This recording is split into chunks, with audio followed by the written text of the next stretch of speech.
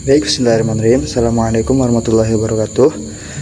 Perkenalkan, nama saya Ainun Najih Jaya Irsyad. Saya dari Prodi Pendidikan Bahasa Arab UIN Juraisewa Lampung semester 5. Di sini saya akan menjelaskan tentang mata kuliah Wasail At-Ta'limiyah, yaitu tentang media pembelajaran. Nah, media pembelajaran yang saya buat di sini adalah pemanfaatan PowerPoint sebagai media latihan maharah kitabah di kelas MTS kelas 8 Ma'arif NU Bumi Restu, Palas, Lampung Selatan. Nah, di sini saya akan menjelaskan secara detail bagaimana penggunaan media PowerPoint dan bagaimana materi-materi yang akan disampaikan, kemudian beberapa hal yang seharusnya dilakukan oleh seorang guru untuk melaksanakan media tersebut atau media ini, yang mana media ini nanti di dalamnya terdapat beberapa pedoman penuntun untuk menjalankan media ini, kemudian beberapa penuntun materi-materi yang akan dipelajari dalam media PowerPoint tersebut. Baik, langsung saja di sini saya akan munculkan beberapa slide PowerPoint yang akan dilakukan dalam media pembelajaran PowerPoint ini. Oke, langsung saja kita tampilkan. Baik, di sini saya akan menjelaskan media PowerPoint sebagai media latihan maharah kitabah di MTS Ma'arif NU Bumi Restu kelas 8. Saya sendiri yang membuat saya sendiri, yaitu Ainun Najih Jaya Irsyad. Nah, kemudian langsung saja ke pembahasan. Jadi di sini dalam media ini guru menampilkan dulu apa tujuan pembelajarannya. Nah, dalam tujuan pembelajaran dalam media PowerPoint yang saya buat ini adalah setelah pembelajaran, peserta didik diharapkan mampu yang pertama yaitu menulis kosakata bahasa Arab dengan benar. Nah, berarti siswa di sini diharapkan bisa menulis atau kitabah secara benar dan baik. Kemudian yang kedua, menyusun kalimat sederhana. Berarti menyusun kalimat sederhana seperti mubtada khobar, kemudian fiil dan fa'il, kemudian bisa mudhof dan mudhof ilaih. Di sini berupa jumlah ismiyah, fi'liyah dan lainnya. Nah, yang selanjutnya mengembangkan paragraf singkat secara tertulis. Nah, berarti bisa melalui insya ataupun melalui gambar, kemudian foto ataupun judul yang dibuatkan oleh guru, kemudian siswa menjelaskan. Oke, selanjutnya pengenalan materi kosakata dasar. Nah, pengenalan materi kosakata dasar di sini yang saya buat adalah beberapa kosakata dasar yang ada di dalam kelas ataupun di dalam ruangan, yaitu ada darosa belajar, ta'allama mempelajari, syarraha menjelaskan, qara'a membaca, kataba menulis, qalama pulpen, kitabun buku, dan seterusnya.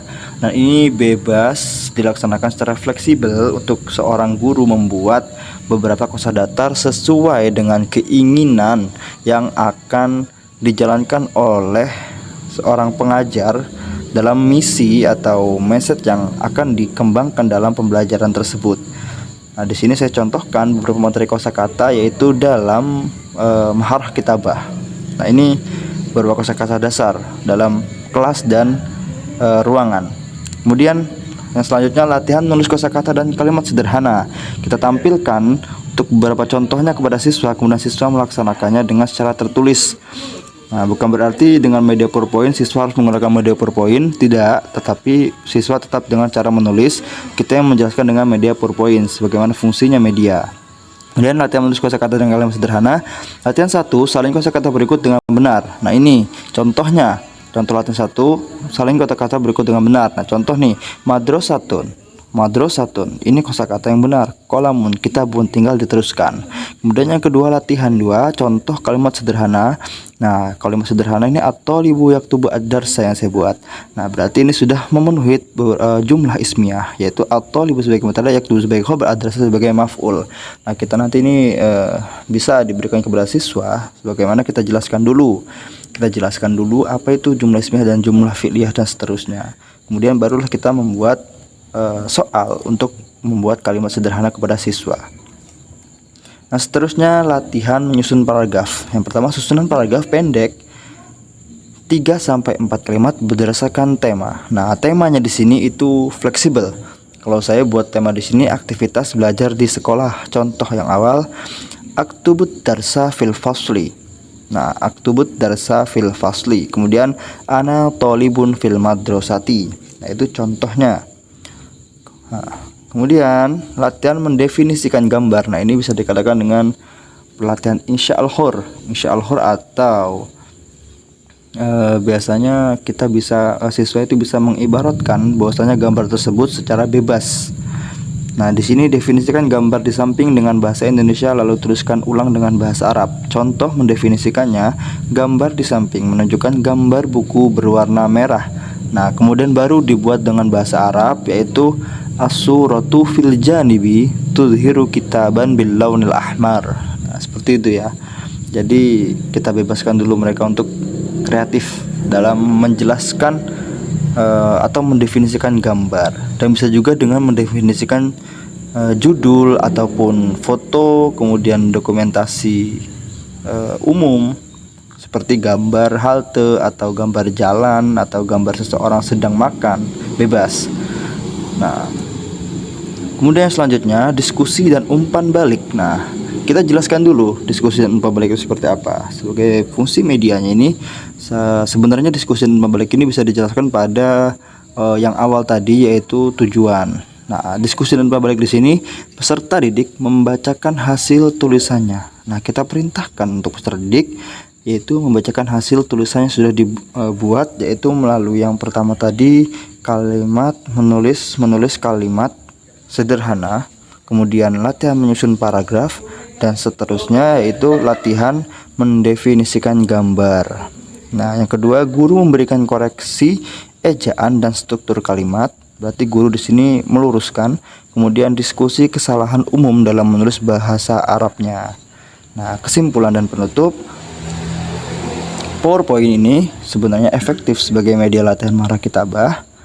Kemudian materi visual membantu pemahaman dan motivasi belajar, dan selanjutnya latihan bertahap meningkatkan kemampuan menulis siswa. Nah, untuk kesimpulan dan penutup ini bebas kalian isi, dan yang saya isi di sini adalah untuk menjelaskan media PowerPoint. Jadi ini fleksibel. Nah, di sini saya sudah menjelaskan keseluruhannya. Baik, itu saja cukup dari kami. Dalam penjelasan media PowerPoint yang sudah saya sampaikan tadi, itu adalah bukan semerta-merta bahwasanya siswa nanti harus mampu menggunakan PowerPoint, tetapi sebagaimana fungsinya media, yaitu sebagai landasan dan juga strategi untuk menyalurkan pemahaman yang akan disampaikan oleh guru kepada siswa. Nah, di sini seorang guru yang saya buat medianya yaitu media PowerPoint. Nah, berarti media PowerPoint tersebut adalah sebagai landasan atau strategi yang akan dengan simpel menjelaskan tentang materi-materi pembelajaran serta beberapa rancangan-rancangan yang sudah ada di dalamnya untuk diberikan kepada siswa, dan juga ada tata tertibnya, dan ini semoga bisa bermanfaat untuk